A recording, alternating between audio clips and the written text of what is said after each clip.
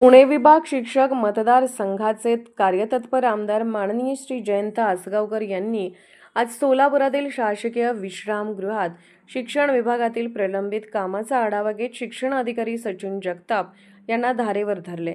प्रलंबित प्रकरणांवर तात्काळ निर्णय घेण्याचे आदेश आमदार आसगावकर यांनी यावेळी दिले. सोलापूर जिल्ह्यातील शिक्षण विभागातील विविध प्रलंबित कामांचा आढावा घेण्यासाठी ही बैठक आयोजित करण्यात आली होती. बैठकीत आमदार आसगावकर यांनी शिक्षण अधिकाऱ्यांना स्पष्ट शब्दात खडसावत कामामधील दिरंगाईवर नाराजी व्यक्त केली.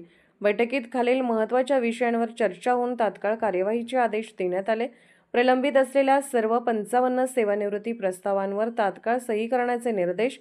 ज्या संस्थांमध्ये वाद आहेत तेथे तात्काळ सुनावणी घेऊन योग्य ती कार्यवाही पूर्ण करणे.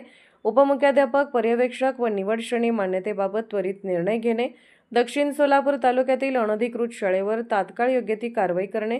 अनुकंप तत्वावरील नियुक्तीची प्रकरणे प्रलंबित न ठेवता मार्गी लावणे. सेवक संच दुरुस्तीची शिफारस तातडीने करणे.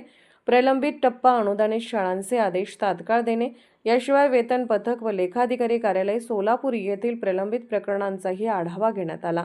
या बैठकीस मुख्याध्यापक महामंडळाचे माजी अध्यक्ष सुभाष माने, मल्लिकार्जुन पाटील, श्रावण बिराजदार, अण्णासाहेब गायकवाड, रामचंद्र जानकर, रवी कुंभार, श्रीपाद सुरवसे, एजी पाटील, कार्तिक चव्हाण, शोएब बलोल खान यांच्यासह सोलापूर जिल्ह्यातील अनेक संस्थाचालक, मुख्याध्यापक, शिक्षक, शिक्षकेतर कर्मचारी मोठ्या संख्येने उपस्थित होते.